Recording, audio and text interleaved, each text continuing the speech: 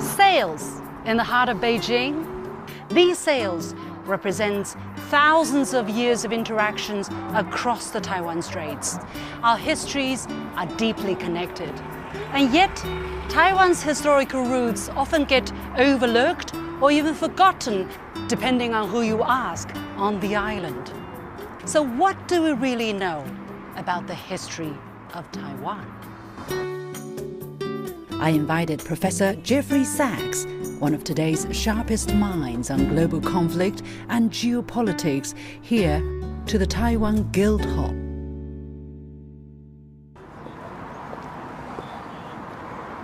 Professor Sachs. How are you?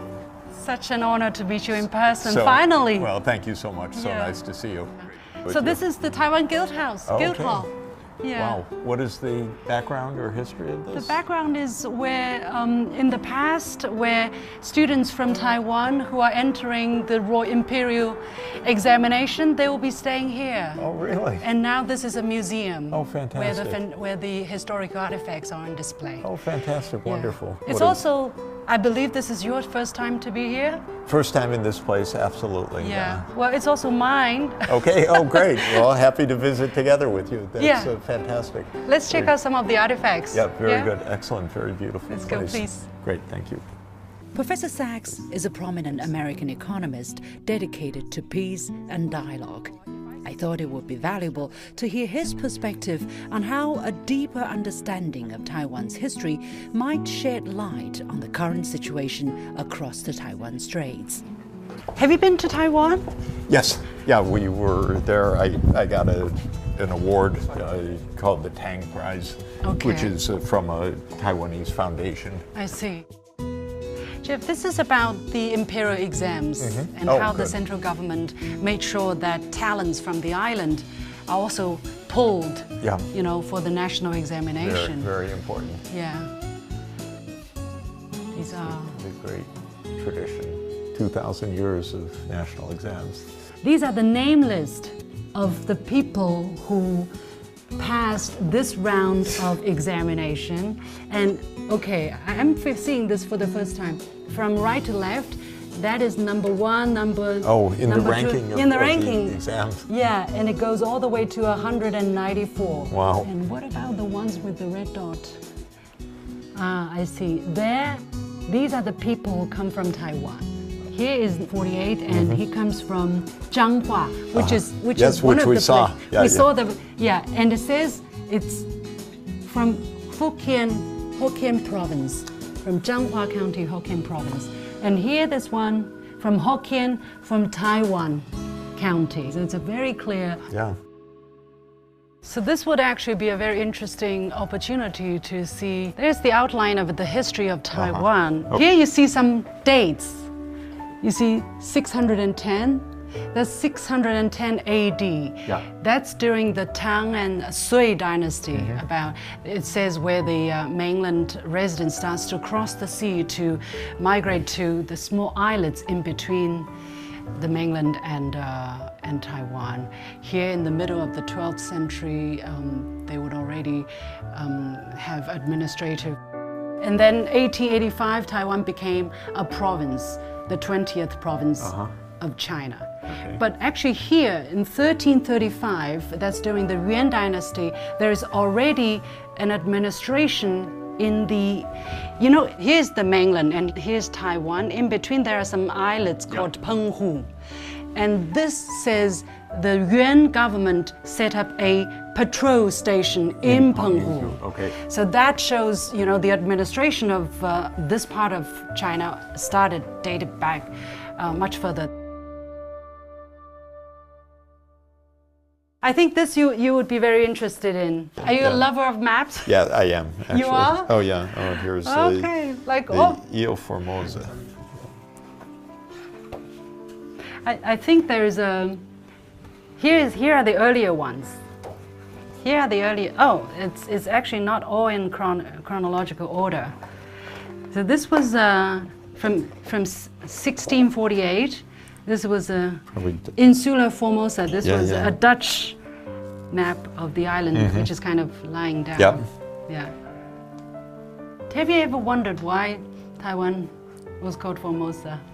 It's Hermosa, beautiful. So the Beautiful name island. came from the colonizers. Of course, doesn't it usually? Mm. America came from Amerigo Vespucci in Italy. Here's the island of Taiwan. Here it's written Taiwan, actually. Yeah, very interesting. And it says province the Fukien. Fukien is the southern province, which is now Hokkien, as we say.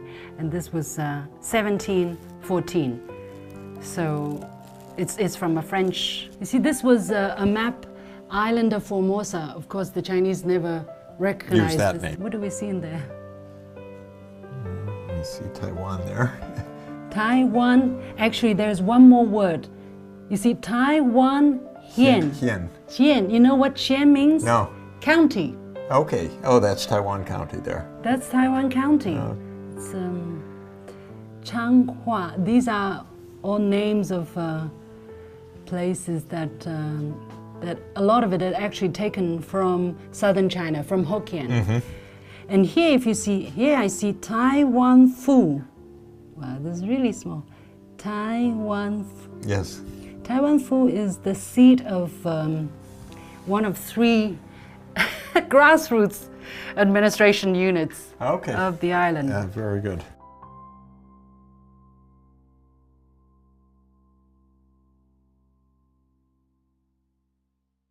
Jeffrey, thank you so much. I really appreciate that you take time out of your super busy schedule. It's nice to be together and to have a good talk. Yeah, we have talked to each other virtually a couple of times, but this is really the first time to meet you in person and in this very special place about a subject that is really important, I think. Just out of curiosity, after this quick tour, and me as a tour guide, I never thought I would be a tour guide. I probably did a very bad job, but out of the bits and pieces that we managed to explore together, what stayed in your mind? What's your takeaway, first impression? Well, I was very interested to see this historic place where students from Taiwan came to take the imperial exams, so that's an important part of history.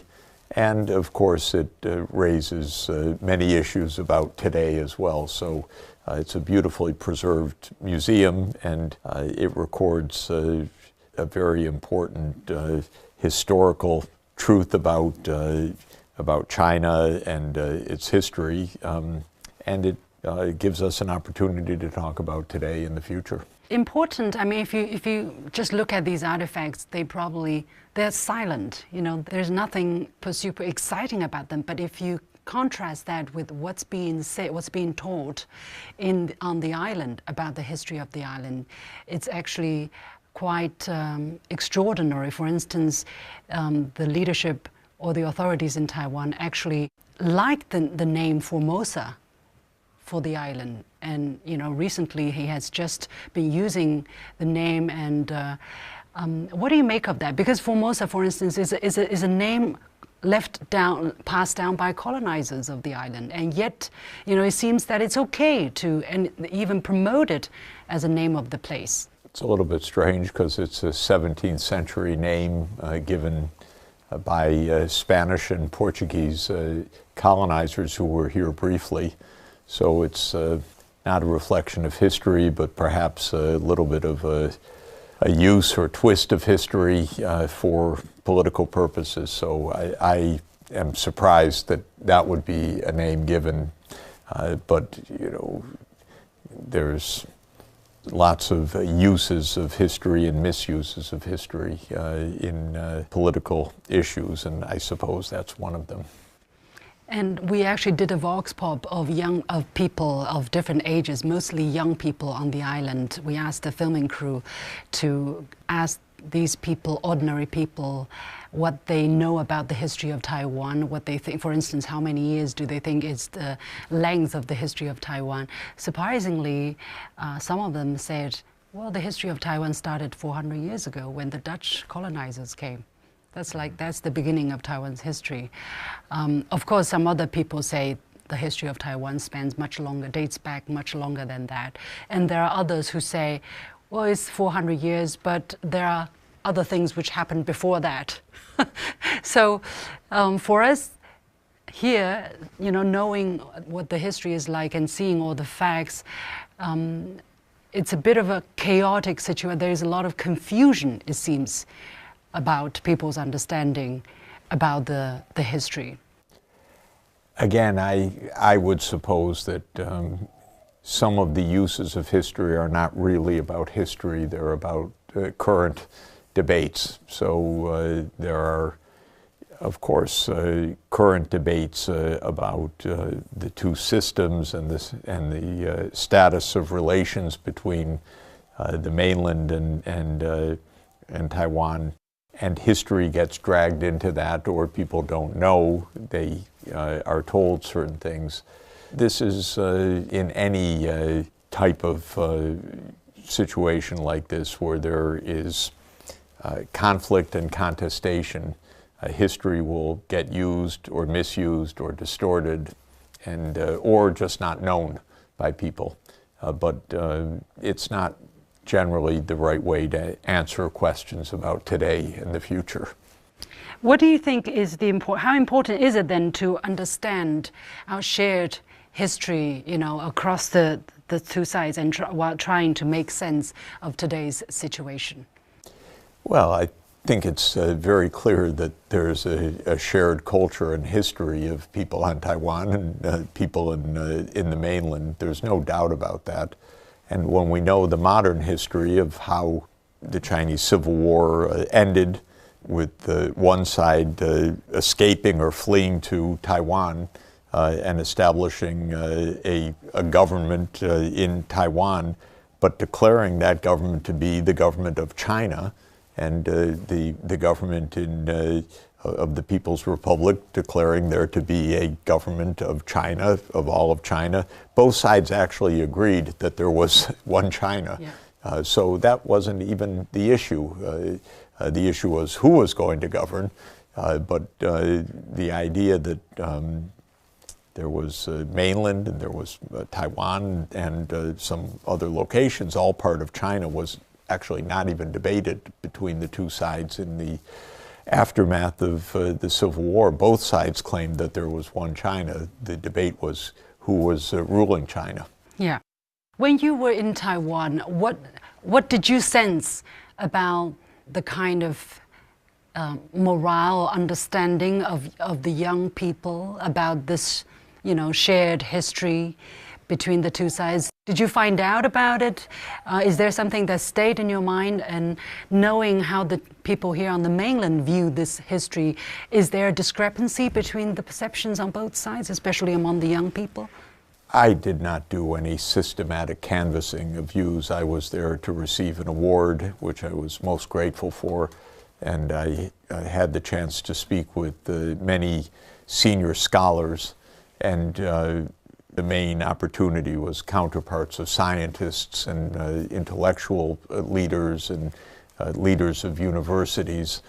And the main feeling was a feeling of concern and tension and hope for a peaceful resolution of issues. So I wasn't involved either in the politics or in questions of young people, because I didn't have much contact. I had contact with senior scholars, with scientists, and so forth.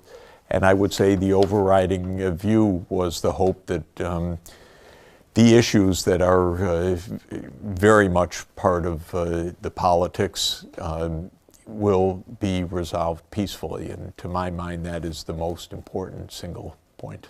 Our understanding, the understanding from the mainland, is that while the mainland, the central government is trying very hard to resolve the conflict peacefully, there has been a systematic effort by authorities in Taiwan to try to reshape the perception of the young people towards their identity. Growingly, they don't want them to identify as Chinese descendant, but identify as Taiwanese. So in the history book, for instance, they've been talking about increasingly Taiwan's history instead of Chinese history. As I said, you know, the 400-year, they don't think the previous interactions with the mainland, or being governed by, you know, the central government for millennia, for centuries at least, should not be part of Taiwan's history. And that is why we're paying so much attention to what kind of ideas the authorities are trying to put into the minds of the young people. I know you haven't done any research on this, you cannot corroborate from your end what I'm saying, but this is our understanding. I think what is true and clear is that this is one civilization with a shared culture and a shared history. And of course, when the Kuomintang left the mainland and went to Taiwan, they carried a huge number of artifacts and cultural treasures, actually. So you visit one of the great museums there of one of the world's great museums of Chinese civilization. That's a museum of Chinese civilization. It's not a museum of the island. It's a museum of Chinese civilization. I take that in a straightforward way, that this is, of course, an island and a population of people, culture that have a shared civilization. History has led to a divergence of politics, a divergence of economic structures to an extent, and it's the challenge today and in the future to resolve those differences which came from the history of the 20th century in a satisfactory way. But to my mind, at least, this is a Chinese civilization, whether you're in Taipei or whether you're in Beijing, this is a shared civilization. Do you think a better understanding of our shared history or our civilization being a shared one can help reduce tensions between the two sides, or does history sometimes make it harder? I don't think history by itself solves these problems, because even the knowledge of history, because history gets abused, it gets misused, and the problems are more practical and more recent, actually. And I think that it is a notable point that in 1949 there would not have been a difference of opinion. Is there one China? Both sides would have said, yes, of course there's one China. This was never the debate. The debate was really something else. It was a debate over power and politics. And I think till today, that is the real issue, which is how different systems should operate and relate to each other. It's more a question of politics. Of course, there are social and other issues, but to my mind, this is not really a debate about the long history. It's a debate about circumstances that arose in the 20th century and that are with us in the 21st century. Going forward, are you optimistic that the two sides can really resolve the issue peacefully, or given what we are seeing, and not just the activities of authorities on the island? Recently, the Lai Ching-te said something very hostile about the mainland. For instance, he characterized the mainland as hostile external forces already, which raised a lot of alarm here. And then the kind of international situation we're seeing. What is your prediction, if I may use this word, about the situation? Well, again, I don't want to make predictions, but I do want to say that there can be a peaceful resolution of these issues. One of the most important ways, in my own opinion, is for the United States to stay out of this.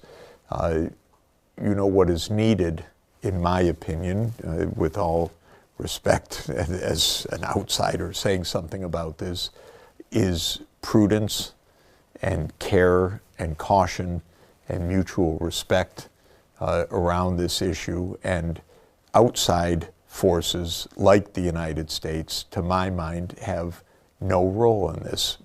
That's my own view. One of the reasons why you find in many places in the world, in Ukraine, for example, or others which entered into hot conflict, you find extreme views is that people think that someone's going to come bail them out or save them or provide the military means. So I think that if Taiwanese leaders understood the United States is not part of this issue, You, Taiwanese leaders and leaders of the People's Republic need to work this out together, and no outside force is going to be providing arms or anything else. I think there'd be a lot more care in this situation. I really dislike the heated rhetoric, frankly. I think it's very dangerous. It ignites emotions that can easily get out of control. And I believe, as history has also shown in recent years, there was the so-called consensus of 1992, in which there was an agreement. We will be mutually respectful, we will be cooperative, we have different systems, but there's one China in this sense. And to my mind, I hope that something like that prevails, because that's good sense, that's peace, that's mutual respect and cooperation. I see no reason why that can't be the outcome. I can only speak as an American on an issue like this, and I do speak as an American on an issue like this, to say in the United States, stop sending armaments to Taiwan. Stay away. Sending armaments does not make Taiwan safe. It raises the dangers of actual conflict. But then again, I said the same thing about U.S. claims about helping Ukraine. When the U.S. said that the U.S. military alliance, NATO, would expand to Ukraine, I said that is a dangerous provocation. That doesn't make Ukraine safer, that makes Ukraine less safe. And I urged the United States not to make such statements. And I told the Ukrainians very clearly, don't listen to the Americans on this. It will get you into trouble. My own view is that the issues across the straits should be resolved by the two sides in peaceful and respectful discussion and negotiation, without the United States providing armaments or having anything to do with this, frankly, because the more the U.S. intrudes, the more dangerous it becomes. Do you think it is possible, though, given what the authorities have been trying to do to shape the young people's sense of identity in a different way, basically pulling them further and further away from their Chineseness? Given that, situation, how likely is it that we're going to find a peaceful solution where people are willing to sit down and talk and cooperate? I'm sure that the overwhelming majority of people on both sides of the straits want peace as the number one. China's culture is a culture of peace. China is not a militaristic society and never has been. So the culture, in my mind, and that's a culture on both sides, is a culture of peace. On the island, from what I can see as an outsider that pays attention and takes interest, the politics are divided. There are lots of political leaders in Taiwan who say, tone down the rhetoric, be careful, don't inflame the situation. We can have good relations without name-calling and shouting. And then there are people who take a very extreme view, and I worry about them because if the view gets too extreme, it will lead to conflict, and that is very dangerous. So to my mind, we should also understand that it's not monolithic in Taiwan, it's not monolithic anywhere. There is a very broad desire for peace and to avoid any kind of conflict. And at the same time, within Taiwan, there are a range of political views, and I hope good sense and moderation prevails. And what worries me, again, in my perspective as a United States citizen, is that the U.S. should not inflame the situation. And every time the United States says, we will defend Taiwan, we will provide armaments, that is not a protection for Taiwan. that is intruding into the internal affairs of China in a way that I believe makes the situation more dangerous, not less dangerous. I'm trying to help other Americans understand that perspective. I have a lot of good evidence for it because the United States stirs up a lot of mess in other parts of the world, and I don't want the United States to stir up a mess in this part of the world. Thank you, Jeff. Thank you for your understanding and your genuine efforts. Thank you. Thank you.